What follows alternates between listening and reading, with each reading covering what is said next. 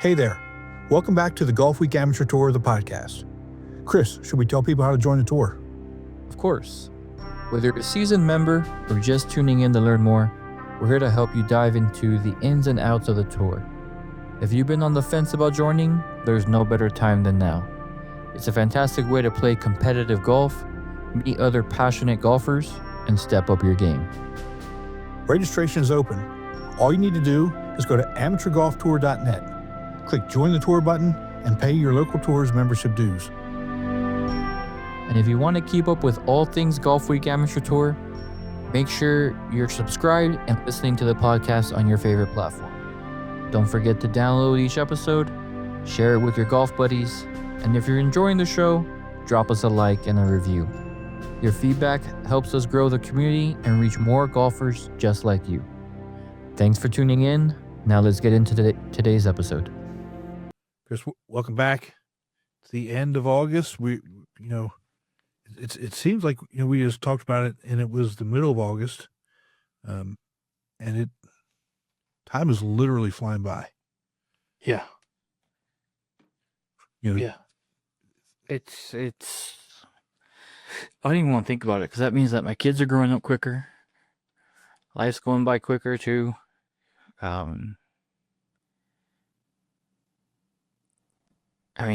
Every tour is almost done with their season. You've got about 30 some days left till the end of the season. It's crazy. That's it. Crazy. Think about it like this, okay? So the August 25th, by this time in less than 60 days, both national championships will be done. Yep. Done. And we don't get a break.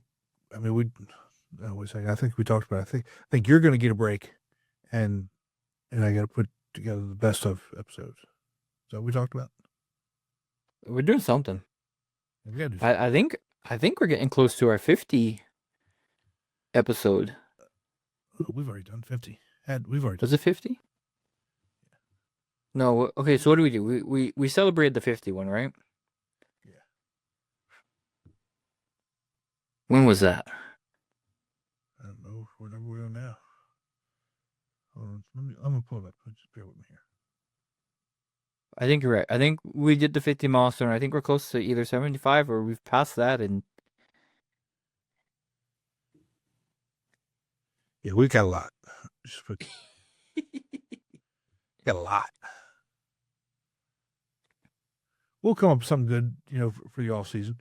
And we'll talk about the player of the month and stuff later. But I do have an idea for how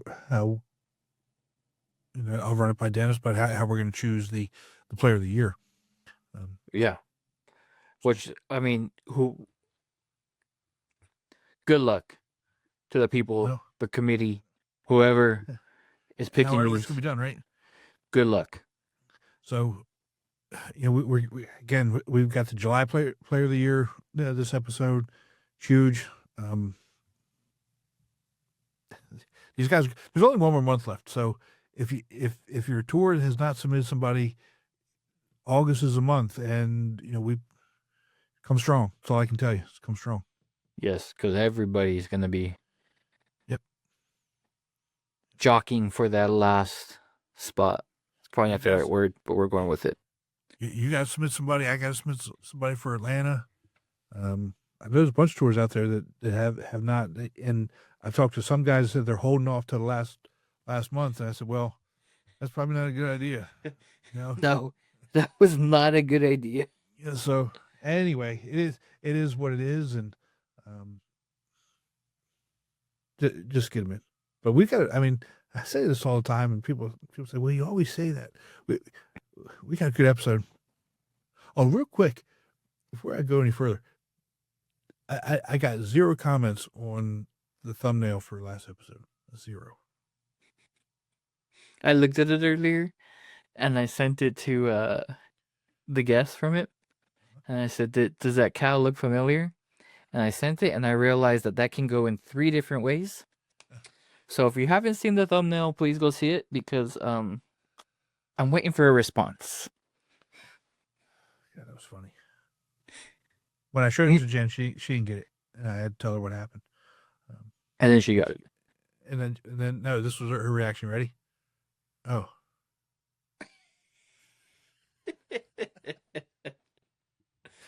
It is what it is, though.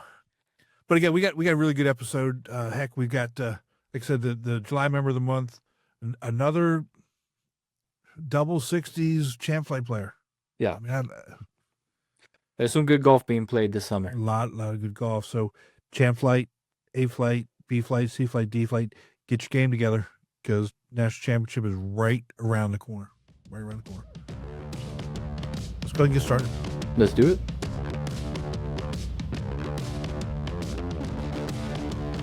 Ladies and gentlemen, Golfweek Amateur Tour proudly presents Golfweek Amateur Tour, the podcast, talking about all things Golfweek Amateur Tour, including interviews with tour directors, players, and course professionals. Now here are your hosts, Tim Newman and El Paso Las Cruces Tour Director, Chris Rocha.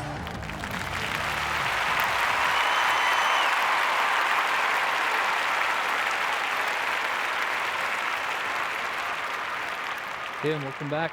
Another great episode. Best one yet. The best one yet. It's the end of August. Yes, sir. So if people haven't moved yet, it's too late. I mean, you're stuck where you're stuck. So Yeah, I mean, unless you get better. It fair. It only Unless makes you it get- fair. I know. I'm good with it.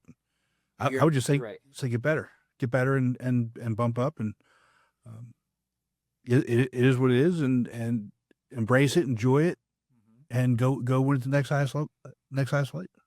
I mean, I've been I don't know if victim is the correct word for this, but I've been on the other side of getting moved up, the 2 or a month before nationals. But it's just a whole mindset change, and you just got to get Yes. ready, get prepared, and go out there to do your best. I mean, you've gotten so good that you got moved up handicap wise. No reason to stop there. No, don't be mad. Embrace it. Right. Love it. Right. It's, and that's what I tell my guys all the time. Man, if you get moved up, I'm happy as hell for you. I mean, I'm cheering you on. I think it's great. So don't go into it with a negative attitude. Embrace it and enjoy it, and figure out how you're gonna beat the guys that are in that flight. It'd be fun. Yeah, and do us a favor. Don't go attack your director and ask him why you got moved up and what loophole there is to get you moved down before nationals, because there's not. There's no loopholes. I've been down that road. There's not, and just like you said, Tim, just embrace it. Yeah, and have fun. It's August, and we're wrapping things up for the year. So we've got like 32 days left in the regular season. That's it. Yeah. 30 some days. Yeah.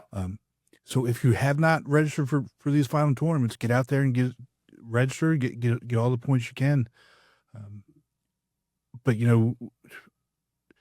the other thing we need to talk about, and we'll talk about later, is we're going to introduce our July member of the month. There's only one more. So tour directors, get your nominations in. It's I think August is going to be a doozy with nominations. Yeah, it's coming down to the wire. I think we've had some great ones so far. Yeah, we really have. And to be honest, we didn't know how this was going to turn out. We kind of took the idea and just ran with it, and I think every nomination every month has been amazing. And especially this one, because this one, we've seen and we've experienced what this winner does for his tour, and I mean, to be able to just raise your hand and say, hey, I want to be a part of this, and do it week in and week out is just tremendous. Yeah, and they really started a movement and started something that has been picked up by other tours across the country, which is really, I love it, and what we really want to see, right? Right. And they have so much fun doing it. I don't catch all of them, but I do try and try and catch them at least once a month when they're doing it, and they leave me laughing, which is always good. It's good for everybody else around me, right? You know, if I'm laughing, everything's gonna be all right. Right. So you know, it's they've done a good job with this, but this is it's not a team award. This is a individual award. So Right. So, you know, without further ado, let's bring him in. From the Louisiana North Tour, Mr. Dan Hubbard, with his amazing director, Miss Gina O'Neill. Welcome. Thanks for having me. there we are. Thanks for having us. Dan and Gina, thank you so much for spending some time with us. Gina, thank you for nominating Dan, and Dan, you know, we've talked about this before. You know, what you and Trey do with the podcast has done so many good things, not only for Louisiana North Tour, but, you know, I don't know if you heard in the intro, you know, there's been other tours across the country that have kind of picked up on what you all are doing, and the camaraderie that does to the local tours is amazing. We have such a great time doing it. It's something that, you know, Trey, of course, came up with his idea. And when he thought about it, there was only one person he really wanted to be involved with him, which was myself, which was an honor in itself to be nominated by him to do that.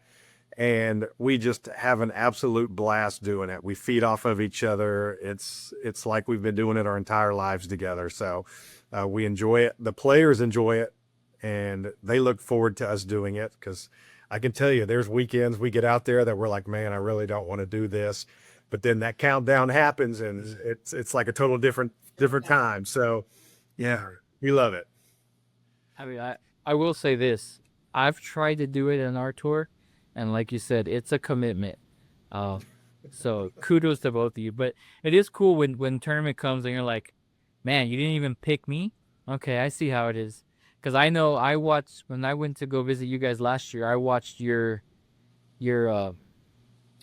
bathroom episode, and you know, you all didn't pick me. You all didn't give the visitor a chance, and yeah, it was a little bit of fire. I'll tell you that much. Well, Dan, let me read the nomination that Gina submitted for you, and you know, we've talked about it with other winners. The nomination is a key factor to how these are chosen. You know, and Gina put a lot of time into this, and it really says a lot about her and how she feels about you and the tour. And so, like I said, if you got some tissues there, you may want to get them out. I'm just going to read it here real quick. It says, I would like to nominate Dan Hubbard from the Louisiana North Tour for Player of the Month. He became a member of the Golfweek Amateur Tour since 2008 in the B flight, and has been soaring in A flight since he was promoted in 2021. He has played in 219 rounds. Chris, 219 rounds. That's a lot. That's commitment right there. Even after taking 3 years off. Dan lives in Texas and has driven many miles from 4 to 7 hours to support our tour, playing in all of our events. He has played in multiple regional tournaments and is responsible for recruiting 7 to 10 of our players to support the Western States Regional and the PGA West Regional for the last 4 years. He won the PGA Greg Norman Shootout Tournament this year and followed up with a win at PGA West Regional the same weekend. Dan is currently in second place in point standings for the 2025 season A flight. Dan is one of our podcast pick'em announcers on our LA North Tour Facebook page, which has become enthusiastically and overwhelmingly highlight for our members. If you watch our podcast, you will see how involved he is, knowing and researching the stats of all of our 187 members. Oh my God. Personally, before each tournament.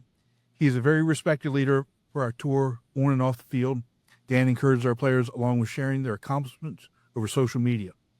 Everyone loves to play with him because he supports and recognizes them. Dan Hubbard helps us encourage all flights to interact with and know each other. Dan knows all 187 players by name and swing, literally. This is the kind of player every tour director wishes for. He is a loyal member and a great ambassador of our Golfweek Amateur Tour and deserves this nomination. Dan, that's amazing. And do you really know all 187 members? Is that? I do. Well, we're probably about maybe 185. There are probably a couple that are new this year that sometimes you don't get to meet everybody, but Right. yeah, we try to connect with everybody on the tour. You know, that's so important, and it says a lot. I mean, when you go up to a player and you know their name, that just builds connection right away with them, and whether it's their first time, second time, third time, you know their name, that really kind of hooks them into, wow, these people really do care about me and want us to have a good time. And we do, and it's, we'll do our announcements, and we'll pick everybody before the hand, and after the round, people will come up and they'll be in second place. They didn't win. They'll be like, "Man, I'm sorry I let you down." And I'm like, "You're not letting me down at all.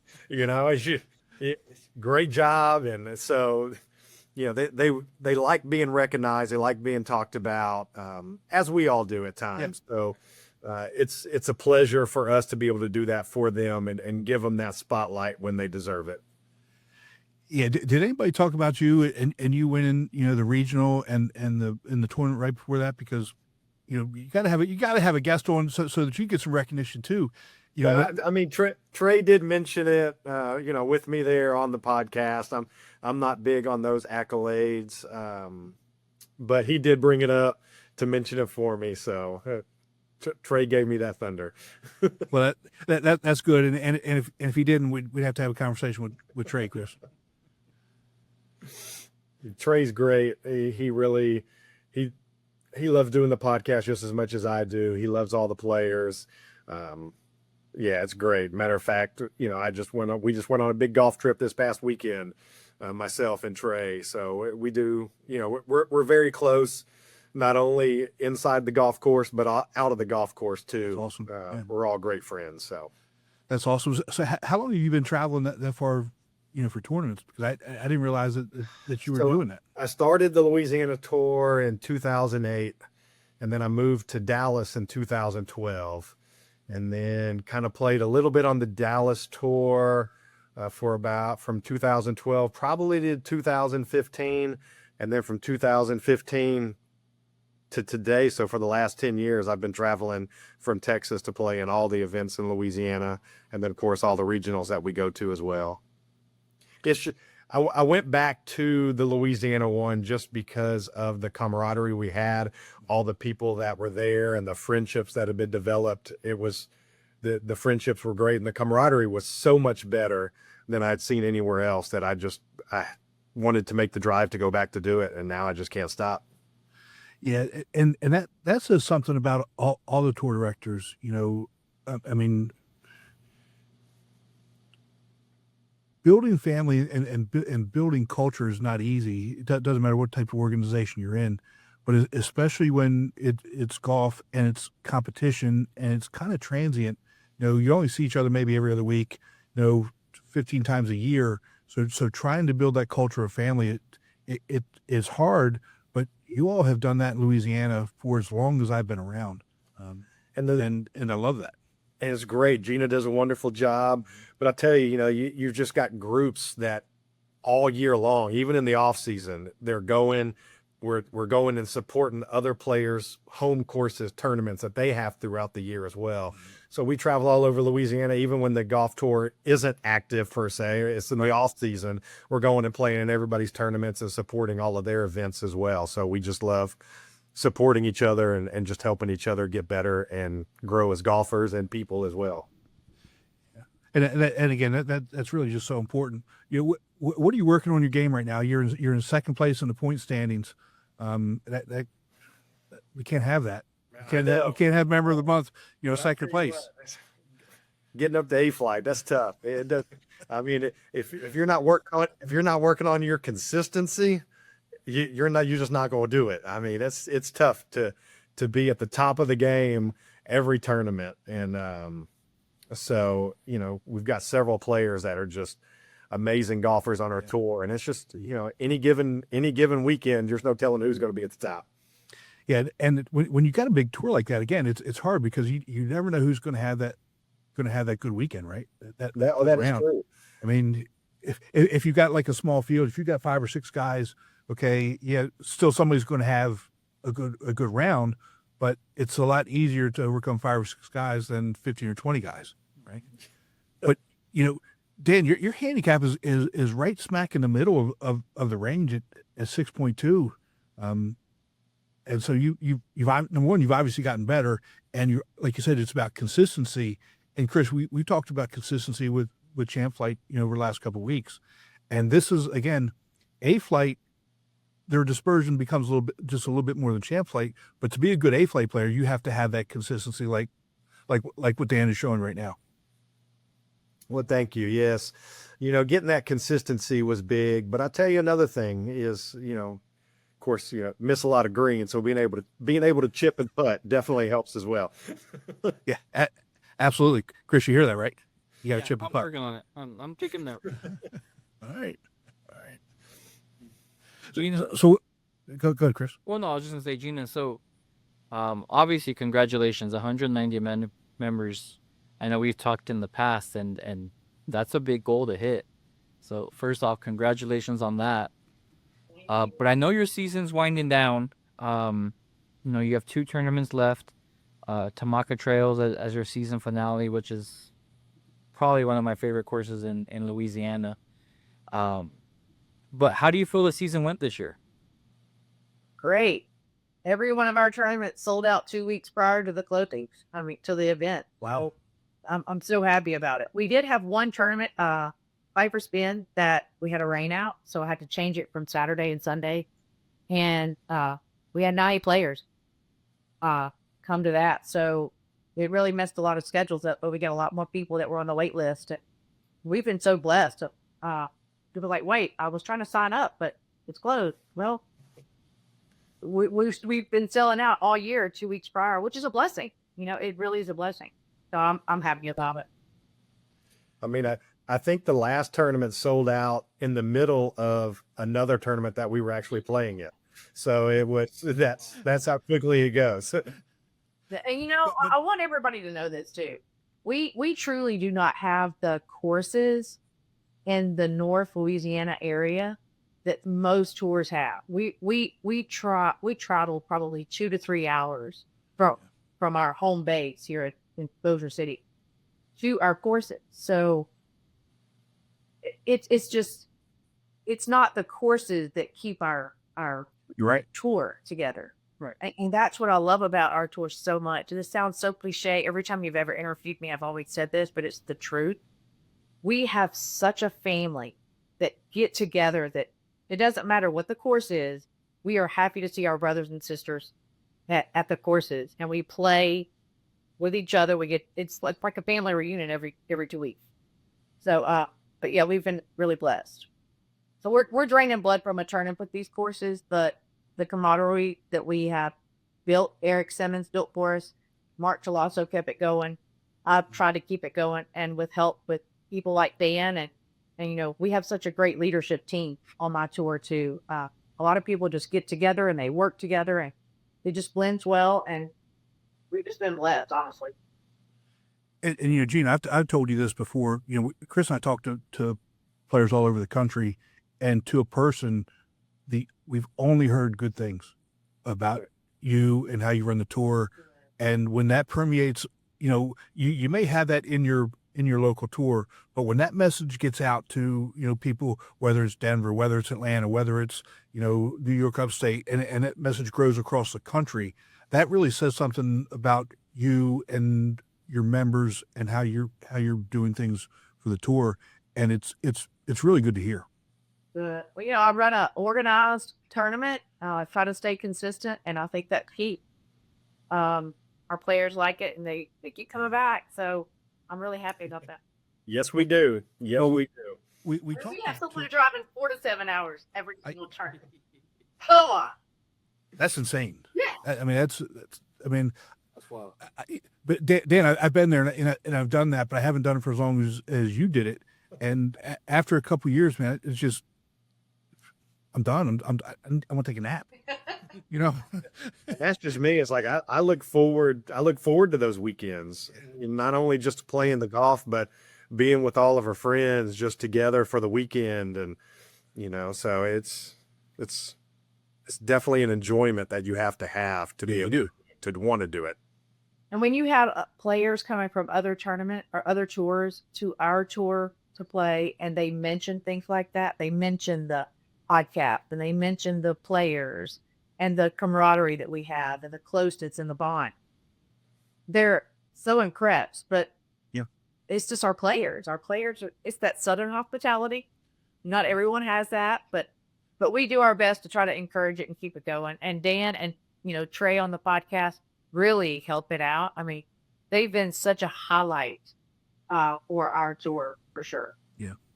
And again, that it doesn't go unnoticed, especially when, I get comments of, wow, I wish our tour was like Louisiana North Tour. Oh.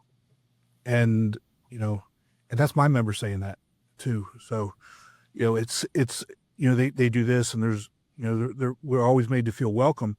And, we had Trey Coker and Rod Barnett on the last episode. I don't know if you know this, but Rod from the Louisiana Senior Tour shot the lowest 2-day score in the history of the tour a couple weeks ago. That's so cool. He shot 68-63. Dang. His longest putt out of 2 days was 35 feet. And I don't even know what that means. But they were saying the same things about, their tour that you all are doing. And that kind of was permeated. It started with your tour. It started with the Golfweek Tour, and then kind of moved over to the Senior Tour. And it's kind of like zoysia grass. You start getting little pockets of it, and then it just spreads. And again, I just love that, and I love what you guys are doing.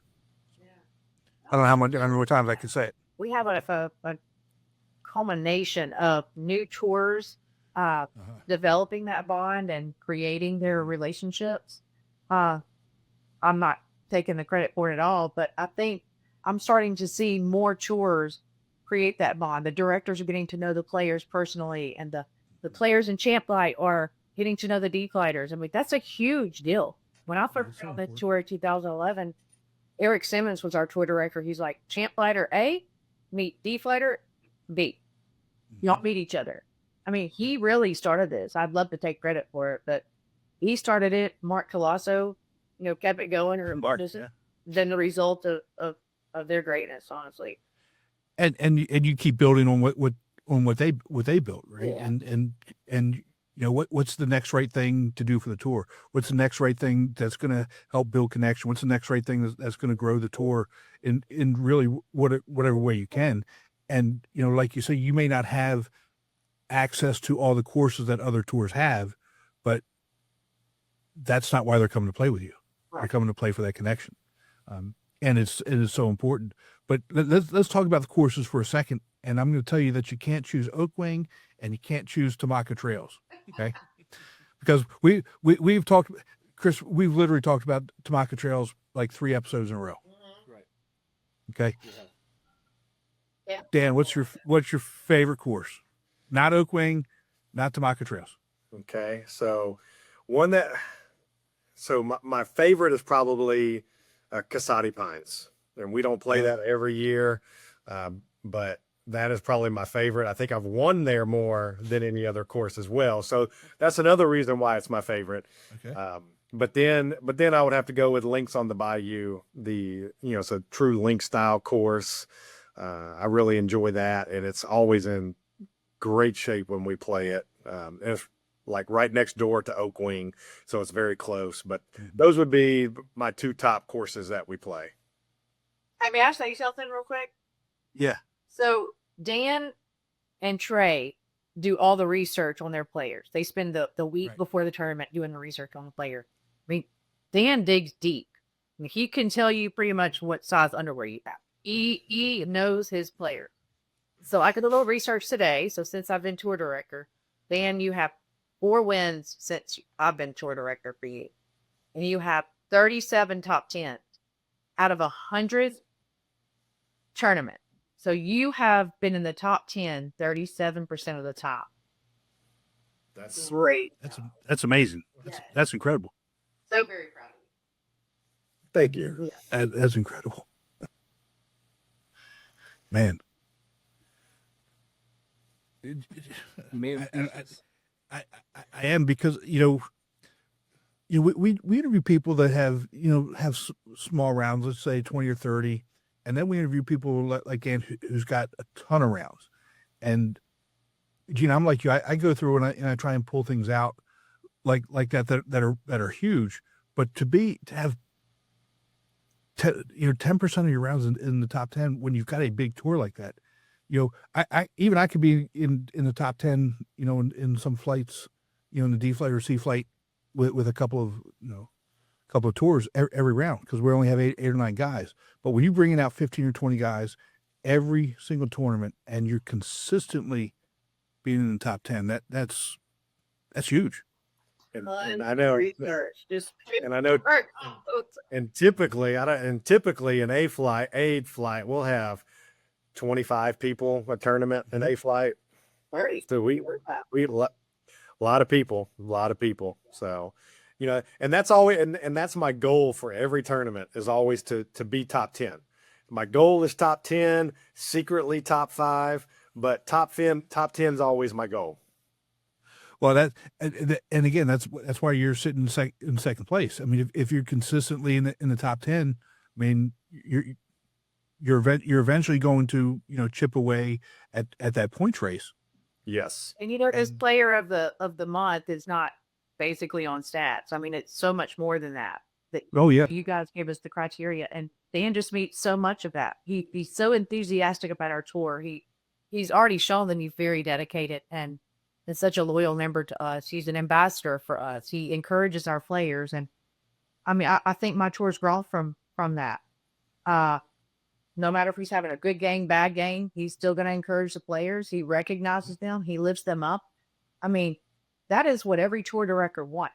When you have one of those and it just bleeds into everybody else, I mean, I really contribute a lot of that.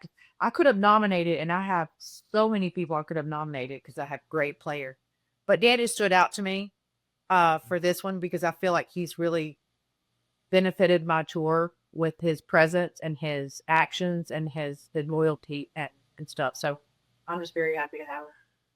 And I'm glad he's with you too, because again, it's not just your tour. He's added value to the whole tour, the national tour, with what he does, his attitude, what he brings to the table, the recruiting the players, the podcast, all those things. Because again, you take that back, you pick somebody that's been out of town or been to the regional, and they see this and they go back and they talk about it. They do.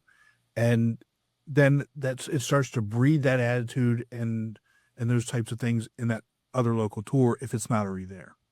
What I love about him the most, I think, is that he's an A flight. Okay. Pretty good A flighter. He will find a D flighter. They could be the worst D flighter. He is going to treat that person the exact same way as the people on his flight.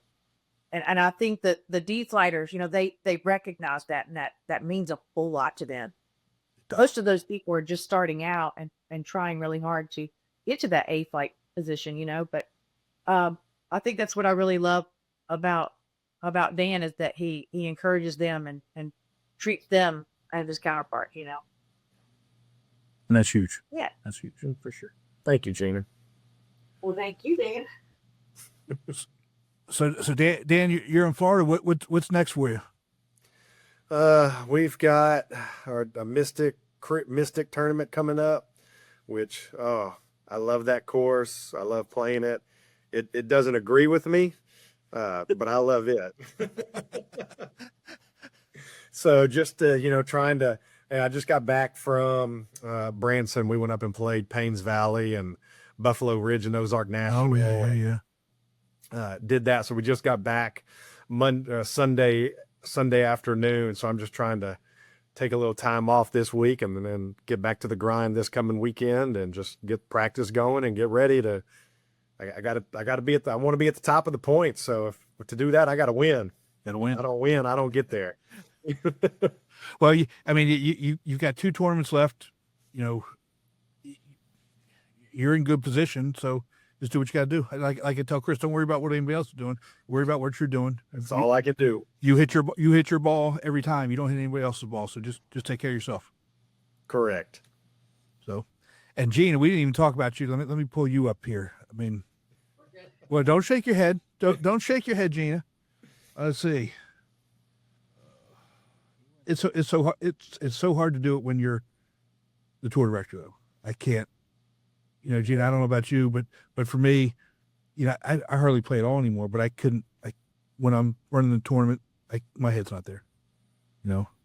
Yeah, I haven't played much this year, but if I played, I'd take a position from somebody that's been on our wait list. So I can't do that. I can play golf on other days, but I don't want to take a spot from our players for sure. And we have a wait list a mile long every single tournament, so I don't feel like being able to play when they're on wait list. Well, and that's again that comes with being tour director. It is what it is, and you got you got to do it. Yeah. So, and what I love that you guys are shotgun every tournament. I really do. You know what? So everybody can get together, right? Great team. The Yes. champ fighters don't get to mingle with the Right. players. Mhm. But I think the shotgun has also bonded us a little bit. It has, But I'm sure. the course is really they want us in and out, so their members can get on the course. Our courses down here are very particular, and they don't want to take away from their members. So I've kind of not had a choice, but if I do have a choice, I always ask for shotgun. Yeah. Start. They just help everybody mingle when everybody gets done. Yeah. I mean, you could do the awards all together, and it turns into not a big party, but support for everybody, right? Because everybody's going to hang out, and congratulate the winners, or if you didn't win, if you win something, the places or skins money or whatever it is, people are going to want to hang out and celebrate that. So It helps us for the podcast because we're able to, talk to BC and D flighters all when they're done and talk to them about how they played, how their rounds went, so that we have that information for the next tournament. So it helps us too. that's awesome. Well, guys, thank you so much for spending some time with us tonight. I really do appreciate it. Dan, congratulations, and I can't wait to see you here in Hilton Head in October. Well, thank y'all. Y'all have a wonderful time. Thanks for having us on here. We really appreciate it. I'm honored to be here. So thank you. You guys were doing a great job too. I mean, I'm so proud of you guys. This is really people are looking forward to this. And so you guys have done so much better since when you guys first got started. Wow. Boy, turnaround. Nope. No. Yes. Sorry to be Thank you so your much. fight caps too, and you have good information. So I'm proud for y'all. I really do appreciate it. Chris and I talked offline about our first episodes last week or so, and I said I think I may just flush them down the toilet. Well, this is great for Golf Week. So Dennis has to be so happy, but I'm thankful that Dennis chose my nomination. I'm really excited and hopeful about that. So. Yeah, and again, it says a lot about you and what you guys are doing down there and the tour as a whole. And I love it. I love you guys, and you just keep up doing the good work. I can't wait to see you. We love y'all too. Can't wait to see you. All right, y'all take care. All right. Bye. Let's take a break from the show to hear about Srixon's ZX Mark II drivers. ZX Mark II drivers are for major players, major winners, major power. All new ZX Mark II drivers, only from Srixon. Tim, great interview with our next member of the month. I think not only every month we're seeing these great members being nominated, the nominations are getting fuller from when we started. They're you can tell the passion that these directors have for their members, and it's just cool to see, man. And I've tried to do a podcast with my tour and one of my members, and it's not easy to remember to get that done and to do the research and the pick'ems and all that. Eventually I'll bring it back, but it's great to see. And I didn't know he lived in Texas, so driving 47 hours an event, that's like me going to Phoenix or Austin, Dallas area every weekend. It's crazy. Well, it's kind of like going, when I was living here and going to Atlanta, right? And you saw what it did to me. I mean, I was Yeah. exhausted. Yeah. I mean, literally exhausted. We would drive over. If I didn't stay there because of work, we would drive over on Friday and get back well after midnight on Saturday or whatever. And oh my God, and he's driving a little bit further than I was. Right. He must be burning through cars or trucks or whatever he's driving and spending a ton of money in gas and those types of things. But for him to continue to do it, again, that goes. I said it in the interview. It goes to the product that Gina has built in Louisiana North Tour. Building that culture, building that family atmosphere, building those types of things, that cohesiveness, and then what Dan and Trey have done with their podcast, the Pick'em podcast on Facebook, and their philosophy on that. We didn't really get into that in that conversation because we talked about that before. But the whole idea of, the reality is people just want to be talked about. They just want to hear their name, Right. and that gets them, that makes them feel that they're involved, that they're really part of everything, and they do a phenomenal job with it. Yeah, for sure. And like Gina said, that Southern hospitality, we got to witness it firsthand when we went down there last year, and it's not just from them. All their members, every member that I played with, they all have it, and they all just feed off of what they have at the top. Yeah, absolutely. But our next guest, we've had a lot of good champ flight players on recently. Yes. And this was coming from your tour, so set the stage because this is a pretty good one. No, I mean, it's, champ flight guys, when they come, it's nice to see some really good champ flight guys and be able to witness what they're able to do. And like you said, yeah, the next one does come from my tour, so I'm a little biased about it. But, how can you not get a guy on our episode that has 2 first names? We got Ricky Bobby. So from the El Paso Las Cruces tour, Marshall Daniel. Marshall, welcome to the show, man.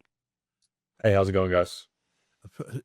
Doing great. And when Chris told me about you, because I watch the scores from around the country, but really when I'm watching El Paso, I'm really looking at his score so I can give him a hard time. Facts. That's really why I watch El Paso, and I didn't really notice the scores that you put up on that last 2-day, but I mean you went 66-68. That's pretty good. Yeah, it was just a lot of fun. Both the courses are super nice. I got up to New Mexico, the championship course, back in the middle of June for like the state am up there. So I'd seen that course a couple times, but like Isleta I'd never been up to see before. So it was pretty cool getting to see like both courses again, though. Yeah, it's pretty awesome. Go ahead, Chris. No, I was just gonna say, I mean, and UNM, University of New Mexico in Albuquerque, it's no course to sneeze at either. They have U.S. Open qualifiers, they have USAM qualifiers, any qualifier you can think of, they have it out there. And to go with 66 is just, it was incredible to see. And I know the other guys that were in the flight kind of knew they had a battle ahead of them. But to be a 9-stroke advantage is pretty cool, man. And not gonna lie, I was kind of watching to see how low you could go that day as well. So did you take your foot off the gas on day 2 when you knew you already had a lead? No, so like my dad was actually out there. He followed me around, and he flew in from Nashville, and I think it was like there was like 3 holes to go, and like I kind of hit one to like 25 feet, and I was like, oh, like, and he's like, oh, it's fine. He's like, just hit the middle of the greens, and I was like, Dad, like I'm up like quite a bit, like I'm still like trying to make birdies like on every hole coming in, Right. So I was still trying to make some more birdies. I didn't make as many putts the last day, but But I played really well the last day too. Didn't make any bogeys the last day, so played pretty solid that day as well. So any bogeys first day? I made one on that long par 3 on the front, number 8. It's like 240. 240 That's par it. 3. That's a 3-shot hole for me, man.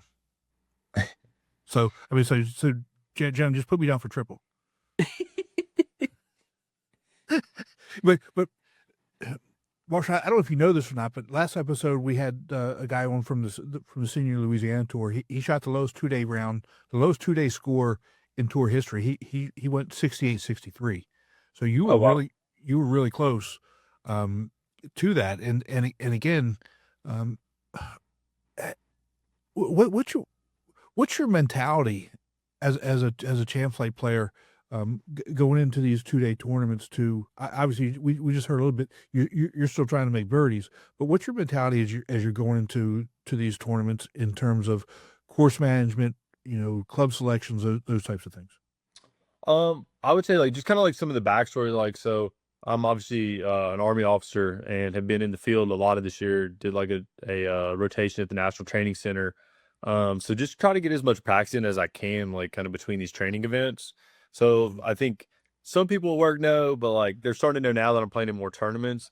But like before, like there was a lot of times I would just go back, like I would practice like outside of work, like to where like I'd get done with work, go practice at night, like at an indoor place. And a lot of guys at work like probably like didn't know I was doing all that, and then showing back up the next day to PT and doing that. So just try to get as much preparation beforehand. So then I'm like somewhat comfortable, when I tee it up on Saturday, and then, probably haven't played since like the weekend before. So you just kind of get into like a little bit of a flow, get on some fairways, get on some greens, give yourself a bunch of looks, and start making some putts, get under par early, and then just kind of keep going from there. So Chris, you say, Marshall, are you West Point grad?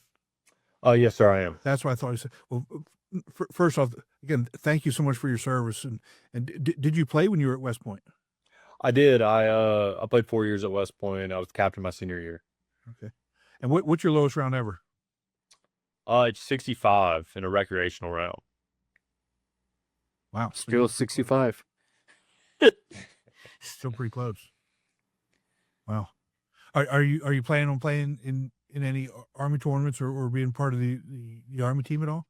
Yeah, I for sure want to be part of the Army team, just depending on kind of what work allows. Right. We go to the field a lot in the early spring, so just depending on if there's like an opening there for me to get out there for a couple weeks, and qualify and do all that, I would love to. I have a lot of teammates that are or former teammates that are getting out there and doing it. Some of them are like already out of the Army or getting out, or I guess on the way out of the Army like the last few years if they're deciding to get out. So they're a little bit ahead of me in their careers, so they have a little more flexibility. But yeah, I would love to for sure. What rank are you? I'm a first lieutenant. Okay, good. How you dealing with heat down there? I mean, It's hot. I like it though. I'm from Memphis originally, so it's a nice change, like being back in the heat, like down here versus being up in New York. okay, yeah, that's a little different. Chris only plays golf when it's like 80 degrees, no humidity, no rain, and the perfect weather. You put him with, Which we never get here. 100 degrees, or if it rains, or if the wind's blowing more than like 3 miles an hour, he's done. He doesn't, he can't take it. So, playing Hey. down there for you is a little bit different. What? No, the weather at East Idaho was great. Shot 79, so almost beat 2 of the champ flighters. I'll take that. Yeah. Marshall, so Go. real quick, so you said you played golf in college, you're playing golf now. When did you start picking up the game? When I was about 9 years old, I started like just hitting some balls in the yard. I lived on 8 acres growing up. It had like an actual putting green there, like with Bermuda, like championship Bermuda Sprigs, like grew it ourselves, and then with my dad, and then had a John Deere little push mower that was like 18-inch blade, so could go around and like cut it every day and roll some putts, and had about 225 yard basically driving range, like shag your own balls. Like I'd hit them down to the street, then hit them back like 115 yard shot up to the green, chip them all up on the green, finish a bunch of them out. And then that's kind of how I got started for the first couple of years, was just playing in the yard all the time. That's awesome. Does your dad play? He used to. Who's better, you or him? He used to be really good. So like he would beat me like most of the time until I was probably like 13. Like he'd beat me like every time for the most part until I was like 13. And then after that, I started beating him mostly. Oh my God. Could you imagine, Chris, being 13 and Yeah. being good? I mean, My youngest is 10, and he's not anywhere near being me yet. So I guess I'll keep that chip on my shoulder for now. you proud of yourself? You beat a 10? You yep. really proud of that? Yep. I mean, we've got a 15-year-old that won that 2-day event in D-Flight. So there's some ballers up here in El Paso. Everyone thinks we're just in the middle of nowhere, but we got some ballers out here that can play. Well, I mean, again, if you can go down there and play on those courses, I think the only issue that you all have is that sometimes that doesn't translate into other places. Like coming out to Hilton Head, for you, maybe not have played many different places. It's hard to make that adjustment. But for Marshall, I mean, you've played a lot of places across the country. You can make that adjustment, especially as a champ flight player. Doesn't take you long to figure out what that adjustment is and make it. Yeah, for sure. Like in college, we traveled all across the country, like Hawaii, Puerto Rico, West Coast, East Coast, a lot in the Southeast. So somewhere like Hilton Head, like definitely like more comfortable being around, like that kind of Southeastern environment, like kind of grass, a lot of Bermuda grass is what I grew up on. So, more comfortable probably playing in the Southeast than like out here at elevation. But it's been cool, like learning to play out here over the last, I guess, almost a year now, since I've been in El Paso. Where were you before that? I was at Fort Benning, Yeah, just for the cool. basic officer course. Okay. So I was there for about 6 months in total by the time I got there and left and everything. And then I spent a semester being the grad assistant at West Point for the fall of the 23-24 season prior to that. Okay. Yeah. So here comes back in the day. Back when I was in Fort Benning is nothing like what it used to be. Obviously that's where I did basic training. That's where I did jump school. And it's very, very different now. Obviously a lot more modernized, but I'm very familiar with Fort Benning. I got my best friend lives in Columbus right there. I was in Atlanta for a while. So the heat there, I don't know if you were there any time from really March to October. It's pretty steamy. Oh yeah, for sure. I think I ended up leaving there July 15th of 24. Okay. So I was there a lot of the summer doing some training earlier in the summer, like kind of May into the beginning of June, and it was warm. Yeah, it is. But it is. I would much prefer that than up in New York, up in Minnesota, where you can only play golf, or it's nice out for maybe 2 weeks a year. I Yeah. much prefer it down here. Yeah, for sure. Like kind of at that period too, like I'd kind of like not played golf in really like at all for like about 6 months. I didn't really pick up a club while I was at that basic course, and didn't really have like that much of an interest. There wasn't like a super good group down there that I was like to play with. Courses were like okay, like they got Columbus Country Club, but I mean, it's just like random dude like to just move there. It's going to be there temporarily. You don't really have the connections to like get in somewhere like that to play like regularly. Right. So I really wasn't playing much golf until I kind of got back to El Paso. In late the fall of 24, I kind of got back going pretty seriously, practicing a lot. I got Studio Golf next to my house, which has been a really good facility. And the guys over there like have been great, letting me get in there and always offering a little bit of advice here and there. So been good. Being able to play a lot more in El Paso, especially since the weather's more consistent all year round. Yeah.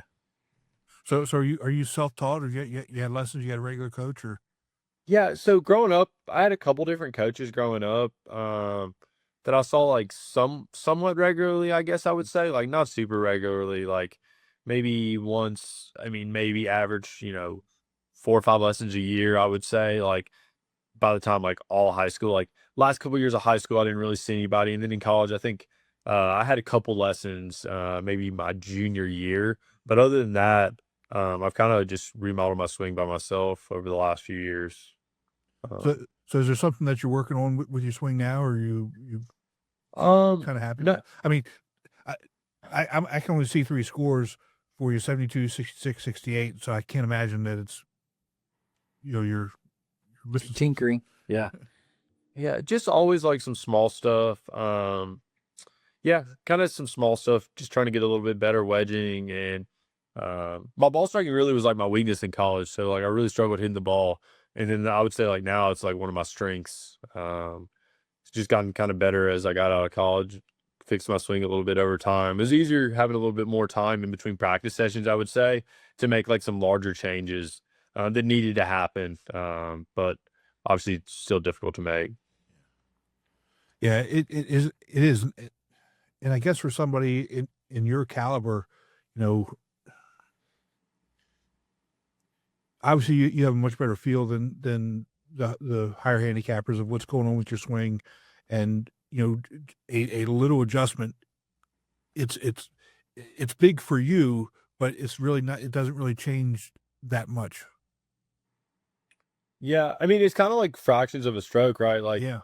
I mean, if you kind of follow like the decade golf, I don't really get super into it, but like the best way like I describe it is like I see like certain shots I hit throughout the round, like I'm saving almost a fraction of a shot. Like if I hit it in the woods, but I can get it out and then give myself like a decent look at par, and I might have just saved, I might not have made it that time, but if I every time I do something like that, I can get it back into position and give myself a chance. Right. Might save a half a shot there, have a shot somewhere else, and those shots really add up over the course of one round. Or if you get in a 2 or 3 round tournament, that could add up 5 or 6 shots and make a huge difference.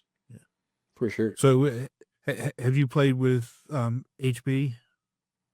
I have not. Oh my I God. bet. Yeah, I bet that would be a really good pairing. I mean, but we got some great guys that come out and play, and I mean, regardless of who comes out, it's a competition every time, and I think Marshall just, coming out with those 2 scores was just eye opening, because we haven't seen scores that low all season, at least on my tour, and with the trend that we've been having lately, Tim, with our episodes, with all these low scores, it was been a crazy summer with so many low scores. Yeah, so just like I said, just recently we had the senior with the lowest 2-day score ever. The episode before that we had a guy who shot 63, and this was I think his second 63 over the last 2 years, and a 64 the year before that, and then the week before that we had a 64. So we've had a lot of low scores here recently, and we also had somebody who qualified for the U.S. Senior Open this year. I say this year. I mean, he always He qualified the last regularly like 3 years. he regularly qualifies for U.S. Senior events, whether it's U.S. Senior Am, U.S. Senior Open, and so the across the nation we do have quality champ play players, and don't forget about the guy from Minneapolis. He shot 62. I think he shot 62. He shot 62. Right. Yeah. So It's crazy. it's really good to see, and especially if we can get all you guys that are shooting these low scores down the national championship. Love seeing that. Yeah, for sure. I can't promise I'll make it, but like I'll try my best. I'd love to be there. I've played a lot of golf on Hilton Head in college. We normally spend like our spring breaks somewhere in that area. My senior year, we spent like the whole thing there. I played a few of the courses around that area. What's your favorite course down here? I liked Secession. Okay. It's a little bit away. Okay. The Secession Club, I think it was. Yeah, I don't know that one. It was pretty good. We played Harbortown a couple times, and obviously that one's good, real tight. You gotta be smart. Yeah, that's you gotta think your way through that one. That's not a a banger course. So, Yeah. well, what do you like about the tour? I mean, you're new to it, but what do you like about it? And what actually brought you out? So I kind of was just looking for some amateur events to play in the area when I first got here. Just something to look forward to. Even I don't really care if the field's like small. I just like to go out and compete and play. So it's been a good place to do that. I don't know. It's nice to be able to tee it up in a competitive format. Right. And, you see some of the tournaments that have like some pretty solid fields. So some good players on the area. And it's a good way to meet other good players around like my area kind of. So I think I played like a couple of them. Like I ended up playing with like Alistair in a good amount of them. So I think I saw him. I think I've seen him at both the ones I've played in. I know I originally saw him at the Skaga like Spring Classic. So it was kind of cool to like see some players around the area and just kind of get to know them. Because I don't know anyone really here. Like I've only been here for about a year in the golf scene. Yeah, and then when you're out training, for almost half that time, it's hard to make those connections and do those types of things. So Yeah, I mean, yeah, for sure. Like because not everyone's going to be free just any weekend. Right. So kind of getting these organized events, like it's going to draw more people and get more people to play. So it's easier to like link in with these people that I've met in the past and just get back together with them and play. Yeah. Well, Marshall, thank you so much for joining us. Thank you for your service, and hopefully we'll see you here in a few weeks. Yeah, I appreciate it. Thank y'all for having me on. Take care. Let's take a break from the show to hear about Strixon's ZX Mark II irons. A great iron set needs more than good looks. It's gotta be fast and gotta be pure. But good looks never hurt either. The all-new ZX Mark II irons from Strixon. Tim, Getting punchy. Punchy. Tim, crazy scores. Marshall's such a great guy. So it's such a great addition to our tour. And it's great to see good golf. Everybody was talking about it after day one. And just curious on how low he can go on day two on the easier of the two courses. Yeah. And it's just crazy. A lot of the guys that we've talked to, the Champ Flight guys, it doesn't seem like they take their foot off the gas regardless. Right.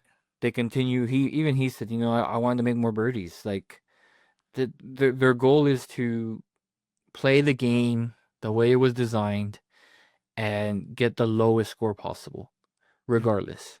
And that's what I hope everybody does, is try to get the lowest score that you can that weekend.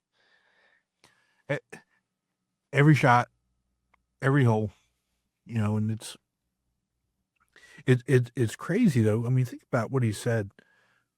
He hasn't really been playing. Yeah, haven't really been playing. After work I go and I hit some balls. Maybe I can play once every other week if I'm lucky. And by the way, 66, 68. Think of what it would be if he was really locked in, really playing, really, really focused. You do have a lot of good champ players, but I would love to see he and HB head-to-head. That'd be a good one. I like to see him with any of the Champ Flight guys in Golfweek. I think he can compete with the best of the best that we got out there. So, might have to find the extra large luggage and sneak up on the plane with me to get him out there. Maybe I'll go talk to his superior and ask him for the weekend off. Do what you gotta do. I don't think it'll work, but at least I can ask. Hey, again, we gotta do what we gotta do with it, but 68, 66, not too far off the lowest 2 day. No. 3 shots. Tie. Well, so I'm curious. So obviously we had the lowest in Golfweek, but it was a senior event. I'm curious what the lowest for Golfweek itself is. Yeah, I don't know. I still have that spreadsheet with the lowest scores. It would have to be somebody in that double 60s range. Right. Obviously. Right.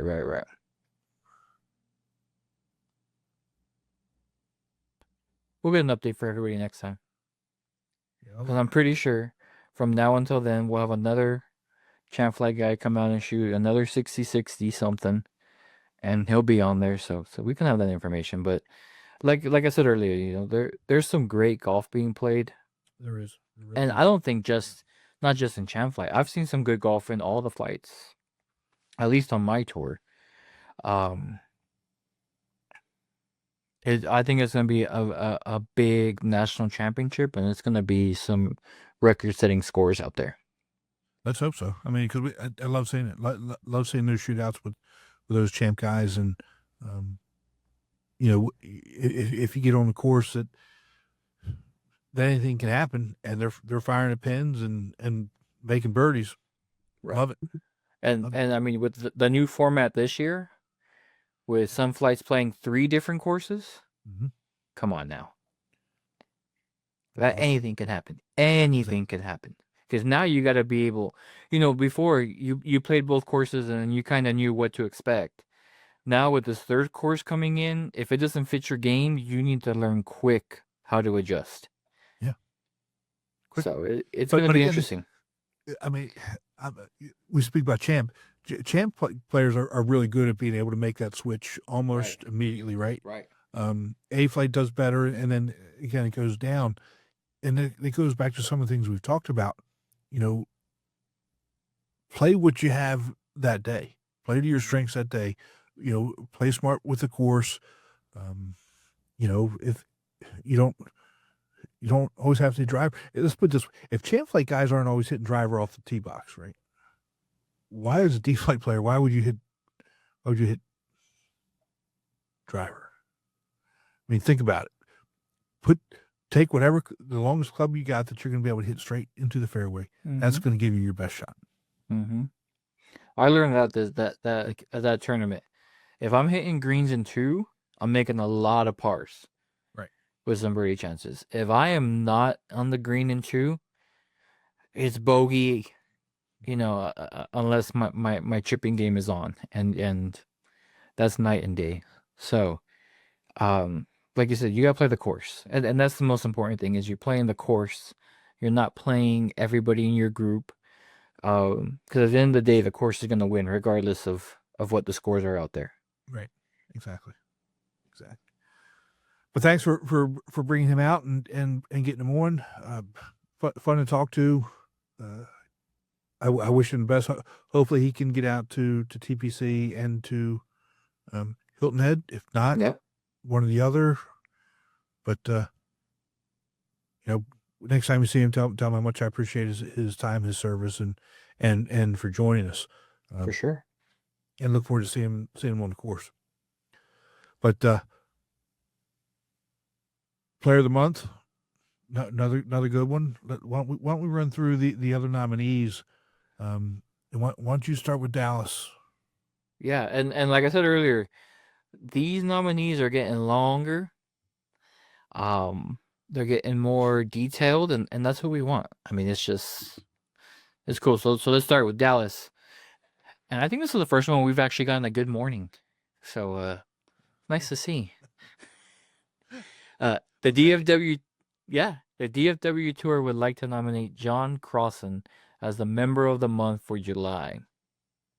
John joined the tour mid-season of 2019.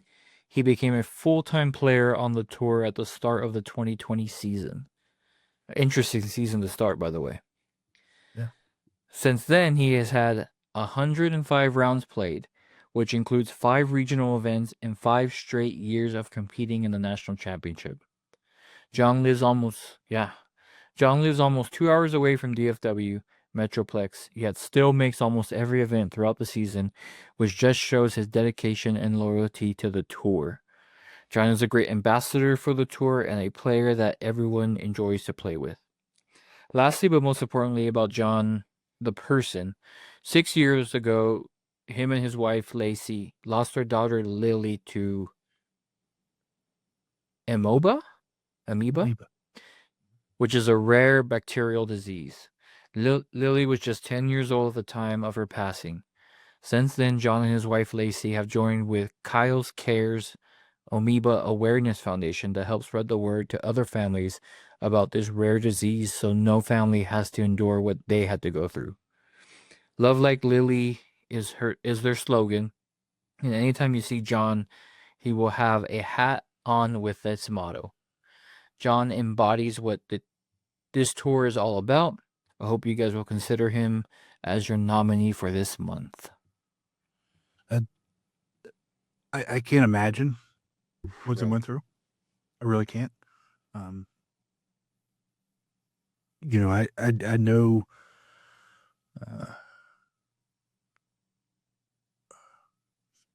I can't even put into words what they had to go through, and Right. and to deal with that. And I think the solace is that they are a part of the organization that may help somebody else. But to lose a child, I It's tough. can't begin. Yeah. No. So it's John. Thank you for being on the tour. We appreciate you. We appreciate your service. We appreciate your dedication, and I can't imagine what you go through every day. Missing your daughter. So we appreciate it. Yeah, definitely.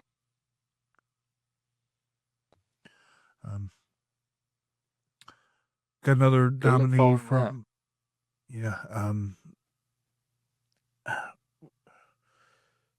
got another nomination from the Indianapolis tour, and Chris, before I read this, I appreciate them all more than anybody could have imagined, because he has taken this to heart, and he's really looked at his members and appreciates them, and everyone that he has submitted has been worthy.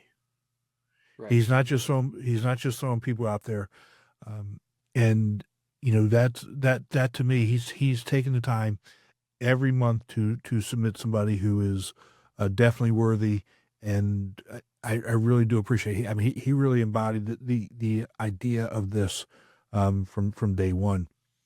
So let's go ahead and look at his nominee for the month of July. I'm absolutely thrilled to put Jeremy Wilson's name forward for the June. He forgets which month it is. he wrote June, but this is July. I'm absolutely thrilled to put Jeremy Wilson's name for the July Player of the Month for the Golfweek Amateur Tour. Jeremy has shown incredible dedication to our tour this season. He's already played a remarkable 17 rounds, consistently showing up for every event on our Indianapolis Golfweek Tour, along with 3 regionals and other tour events. His commitment to playing and supporting us across various levels has been truly outstanding, and something I've noticed all year. Beyond his impressive commitment on the course, Jeremy is a true ambassador for our tour. He always shares such positive feedback and has been instrumental in welcoming new members into our Indianapolis Golfweek Amateur Tour community. I genuinely couldn't be more grateful for his continuous support and valuable contributions. He really embodies what we look for in this award.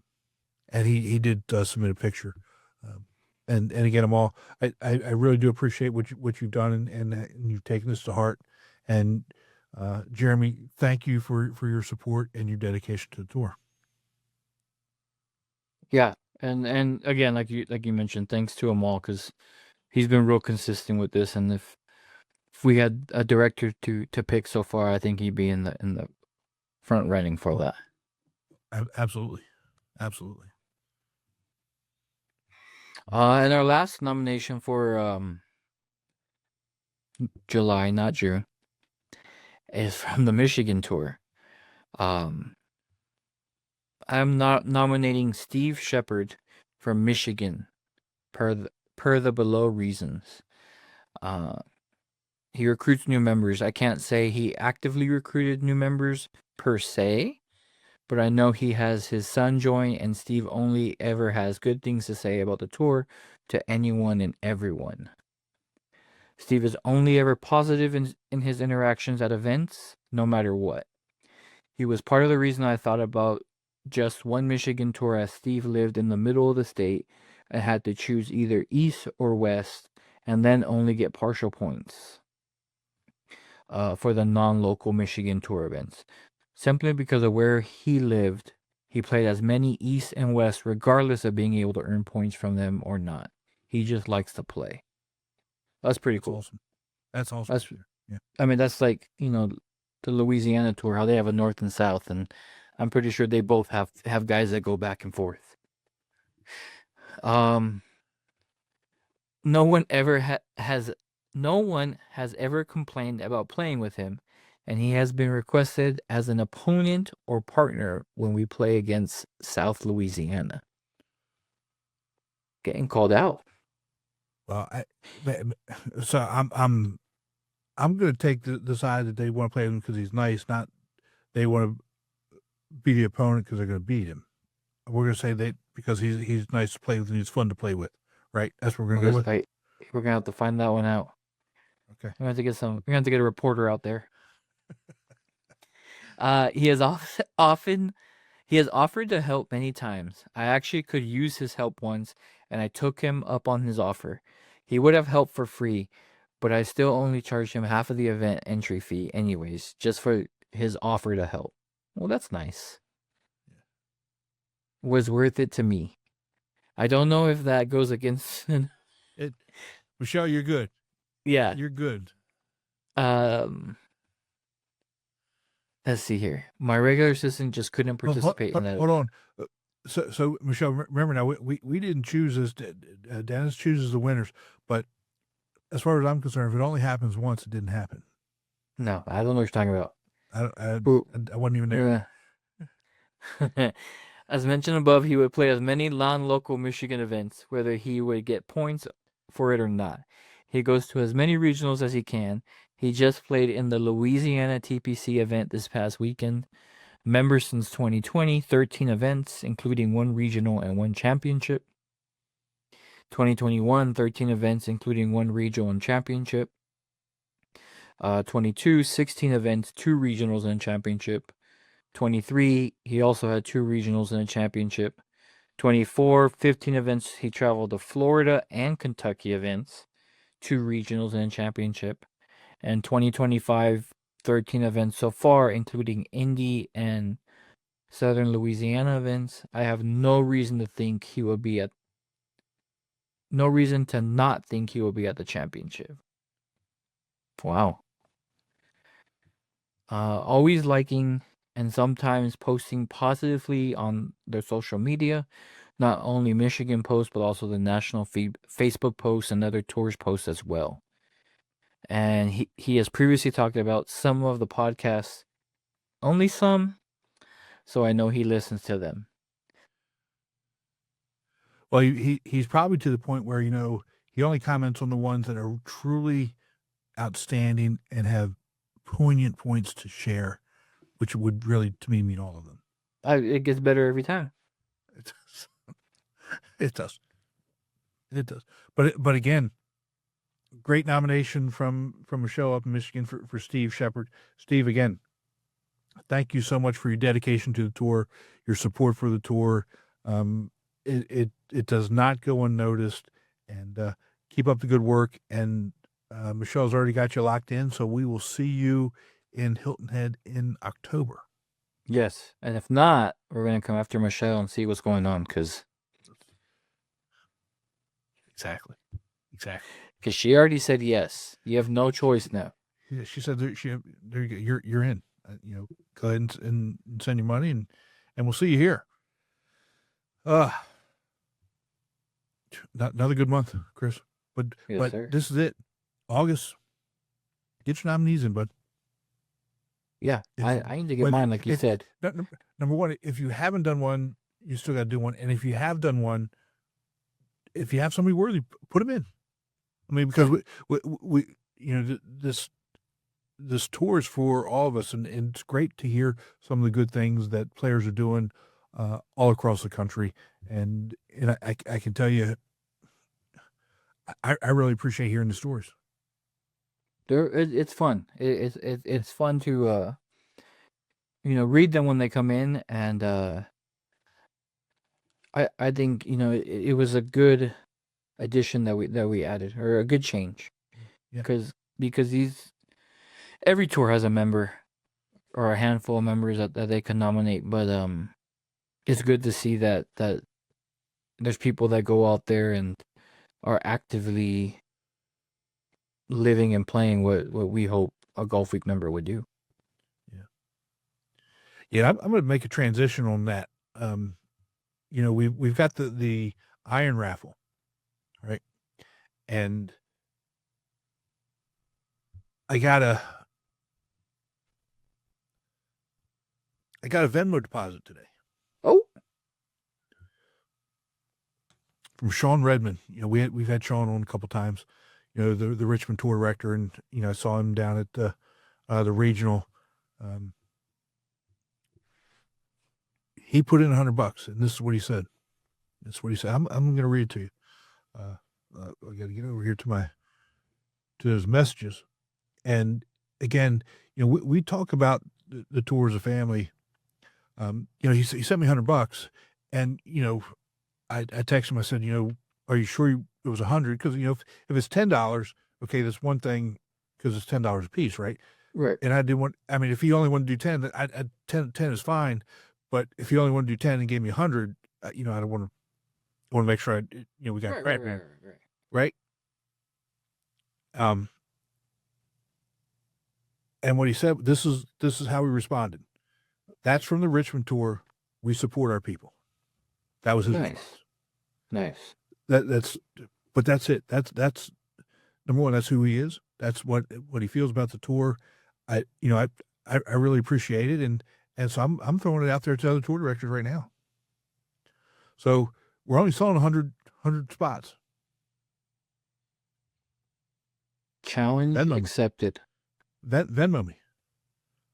You're going to get. As of now, they're still new, Chris. They're still in a box behind the behind the sheet back there. Oh, there goes the thumb. There goes the thumb. It hasn't popped up in a long time. No, but there's we avoided that for a good point. I didn't do it. So let's get these things raffled off and give them a good home. They'd be much better use in somebody's bag than in a box here in my office. Right. And it's not doing it now. No. It does it at the right once every 9 months. It'll work. Oh my gosh! But again, Sean, thanks, buddy. I appreciate you. There you go. You did it. We appreciate all you do for the tour. This is what we look like when we don't get tickets sold. Just don't start doing the hearts. You better not do the hearts. Do not. I like the confetti. Let's see. See, you got me. Okay, I'm gonna stop.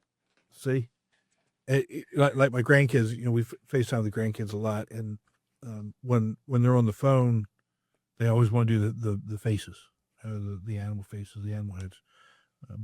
Yep, for FaceTime. Mm-hmm. So, anywho, so what else you got going on, man?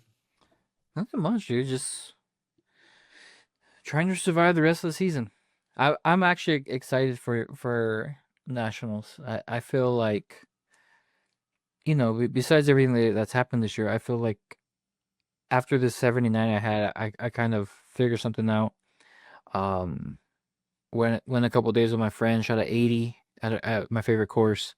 So got a couple events left, see how that goes. And like I tell everybody, play the chips where they fall. And I just want to be back in Hawaii, honestly. Such a great time. It's hard getting back to work when you have a vacation that long. Oh, and real quick, I don't mean to interrupt you, and just got a text from Roger. He sends some pictures, and this is what he said. He said, "I'm fine, really. I think I told you I ride my bike a lot. Not like those lycra-clad road bike cyclists. Thanks for sharing that piece. I'm glad, because nobody wants to see that anyway, or anybody. But casual rides and mountain biking. I ride my commuter bike to work a couple times a week. Been doing it for about 8 years now. Never had an accident. Even ride on a separate bike path off the road itself. Anyhow, wow, a car T-boned me at an intersection. Totally their fault." Jesus. So, Roger, I know you listen. Take care of yourself, but I don't like these pictures at all. Yeah, for sure. I mean, when I saw, But at least he's well enough to text. So, Yes. it could be worse. Roger, please take care of yourself, buddy. yes, it could have. Man, I'm just glad he was able to send those messages, because it could have been, when you say a car T-bone another car, you can just imagine how it is, and Yeah. for somebody riding their bike with no protection like that, it could have been worse. So again, Roger, to take your time, get better. Rules will always be there. It just gives us some time to get some scenarios ready for you. So Yeah. take your time, man. Get better, because that's the most important thing. Got to get better, bud. And, that goes back to, one of the things that you said, everything that's happened this year. This has been a hard year for the tour. Yes, it has. With, again, it's not our story to tell, and some people know what's going on, some people don't. But it's going to be, from my perspective, and I'm just talking about my perspective here, it's going to be really good to get everybody together. Yeah. And see everybody, and Chris, I'll just leave it at that. No, I agree. It's going to be good to see people. It's been a rough year, and I'm pretty sure everyone else has had their personal issues that have come up, and for those who've had a great year, congratulations, like, well deserved. But life is life, and things come up and things come down, and to be able to get out there on a Saturday or a Sunday, if your tour plays on Sundays, Right. Some Mondays for the senior tour, and be able to enjoy your round and have a good time and be out there with your buddies. It's just nice to have, and sometimes people just need that moment just to put life aside and just have a good time. Yeah, could say better. I think that's a good way to end it. Get out and play some golf. Yeah, we'll swing it. All right, buddy. Best to the family. Take care of yourself. Likewise, you be safe.